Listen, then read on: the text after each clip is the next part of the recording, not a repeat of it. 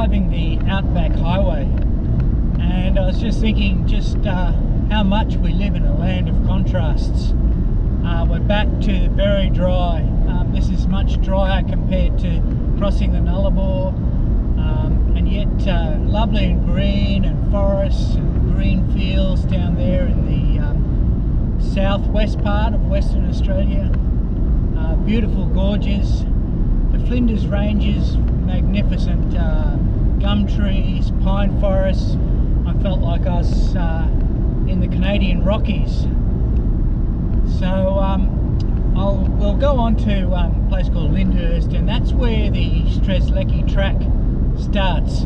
And I'm not sure yet whether I'm going to take the Birdsville track through or the STRZELECKI, both dirt roads. One takes me through the STRZELECKI desert and the other one takes me through Sturt's stony desert. Well, I've made my mind up. I'm going to have a go at the STRZELECKI track. This is the Lyndhurst Hotel. There's nothing much around here. Well, we're on the STRZELECKI track, and my satellite phone, I'm hoping, will work okay. I can't get reception back there, and 472 kilometres to the next fuel stop. So I'm loaded up. I've had a burger and a cup of coffee, and I'm looking forward to the STRZELECKI. Well, for those of you who may not know, the Outback Highway basically comes up through South Australia and into the middle of Australia, really, right through the centre. It comes up to Lyndhurst, and then there's the turn off to this STRZELECKI track, or you can go up 100 odd k's further to Maree, and then you hit the Birdsville track, which takes you up to Birdsville. This is probably a bit shorter. It'll be interesting to see. I haven't taken either one of those roads, so it'll be interesting to see what this one's like. Well, after exactly 72 k's, we're now on to the dirt, and I've let the tyres down, and we'll see how things go. Well, if you thought the Nullarbor was barren, have a look at this.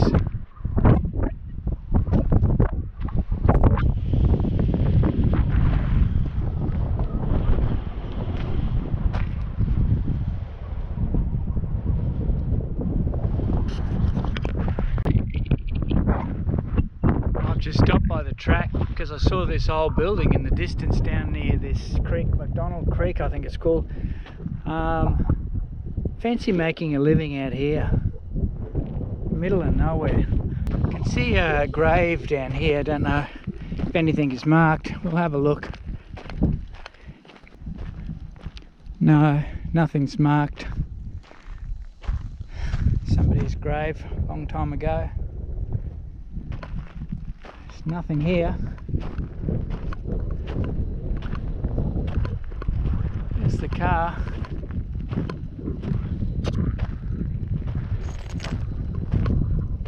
As you're coming across the STRZELECKI, you'll see red flags where there's a problem area.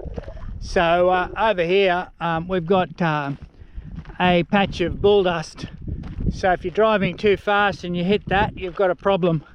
Someone's probably hit that post. So I wanted to show you that. So be aware of those red flags. You can see the bull dust here.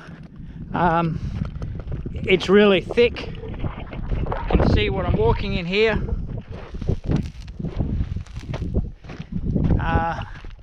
So you just want to take it easy through places like that. As soon as you see that red flag, slow down.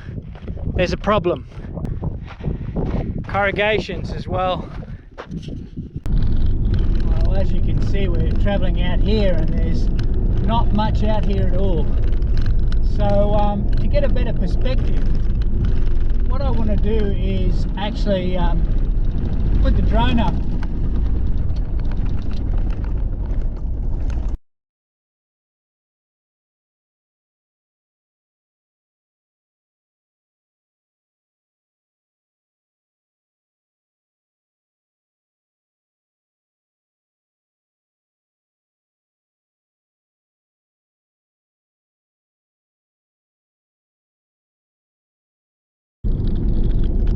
now coming into more sandy country, so this must be part of the STRZELECKI desert.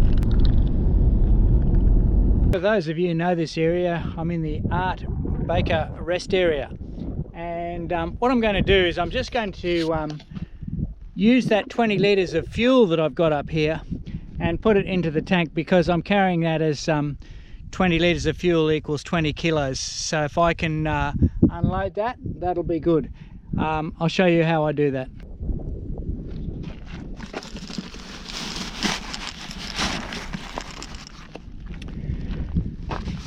Well, to start with, I want to take out my siphon pump. It's a jiggle pump. You basically jiggle it up and down in your fuel container, and rather than suck it out and have it gravity fed into your tank, you do it this way. You don't get a mouthful of fuel. So yeah, watch how I do it. So this is one of those jiggle pumps, and I'll just be inserting it into the 20 litre container, jiggling it into my fuel tank for the car, and it saves me having to carry 20 litres or 20 kilograms down off the back and try and pour it into that tank.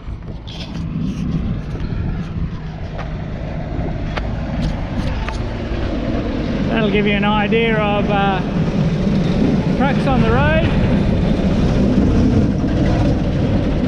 Just gave the guy a thumbs up, just let him know that I'm safe, otherwise he wanted to stop for me. Okay, let's fill up the tank.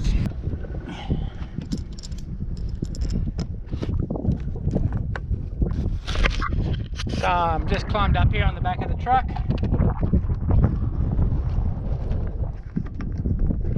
I'll basically just jiggle this thing in and out here.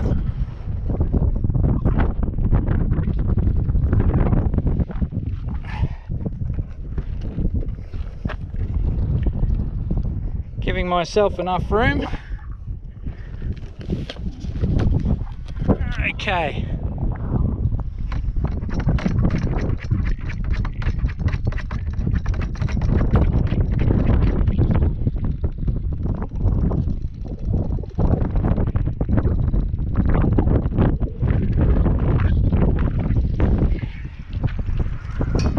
And that's it. As you can see, she's pouring in. No effort. I can stand back and just let her empty itself into my fuel tank. Easy as. So for those of you who are travelling in this way and you want to carry a spare jerry and you don't want to lift it, just tie it onto the back and put it near your fuel tank, and basically use one of these jiggle hose. I keep mine here in the back, keep it in a nylon container so it keeps the dust out, and just keep it in the back of my dirt bag, and that works well. I also carry another 20 litres of fuel, spare containers in here, but look, I think one tank would have got me through the STRZELECKI. But as you can see, you get out here, as you can see as I'm looking around, there's nothing out here. And that's why that truck driver was ready to stop for me, in case I had a problem or I was out of fuel. So just giving them the thumbs up lets them know I'm okay, and he didn't have to stop and he could keep going. So, you know, they're things to keep in mind. More spare tyres. Oh, not spare tyres, damaged tyres. Another 4. I can't tell you how many tyres I have seen on this trip along the STRZELECKI. Well, that only took a couple of minutes and it's all done, and we can pack it away now, and we're ready for moving on, and I should have a full tank of petrol, and it'll be 20 litres lighter up top. The other thing I should mention while I'm here is while I carry 20 litres up here when it's a track like the STRZELECKI, I also have the two 10 litres in here. Now I think the idea is it's if you can spread it out, if something happens to one of those containers and it starts to leak, then at least you've got the other containers to rely on. And I do the same thing with water. I've got a 20 litre water container in there, and then in the cabin I also keep 2 10 litre jerry cans for water as well. So I've got 40 litres, but if one of those jerry cans should something unfortunate happen, break or whatever, then at least I've got more supplies, and I should have more fuel than what I need, and I should definitely have more water than I'm going to need. Oh, we're now really into that desert part. As you can see, there's no trees at all. I've just read a sign here that said we're part now of the Lake Eyre Basin. Well, this is where I'll camp tonight. I think we've still got not quite halfway on the STRZELECKI. We'll probably polish that off by about lunchtime tomorrow, and we'll be in Inaminka for lunch. I found this little spot, little rest area, but found these little plaques on top of this little ridge, which is interesting because you can see there's not much out here, and these plaques say the following.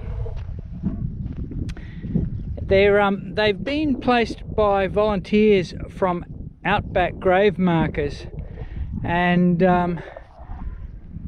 so let's just read a couple. It says, near here lies William Kleeman, age 51, who died of a heart attack at Box Flat Well on the 11th of the 5th, 1915. Then you got near here lies Richard Dowling, age 40.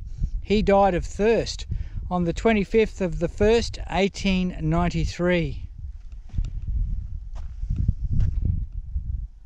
Here's William George Hughes Stockman, perished September 21. And near here lies Hugh Wallace, age 45. He died on the 7th of the 12th, 1883, near Callabona Creek. So, don't know how I feel about camping next to some grave markers, but well, safe as anywhere, I suppose. As you can see, not much out here. The STRZELECKI, and to those who are buried nearby.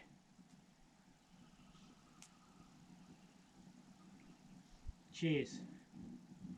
Well, I don't know how many people get to experience this, but for 250 kilometres either side of me, there's nothing. I'm just in the desert alone, and I've had dinner, and I'm just looking at the stars now and enjoying the quiet and the peace and tranquility. I can hear insects, but that's the only sound. There's no road traffic. There's no lights, except for the light I'm putting above my head at the moment so that you can see what I'm filming.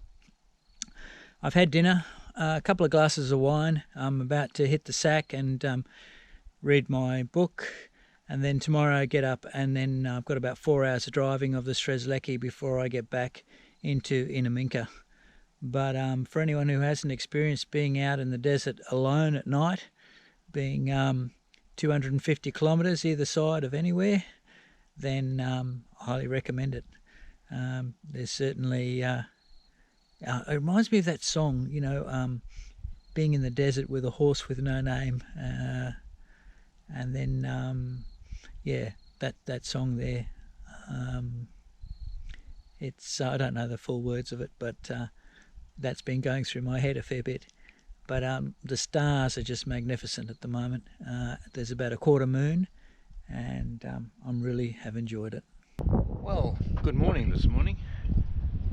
It's 6 o'clock, and just about to get some breakfast on the way, and then we'll get on the road.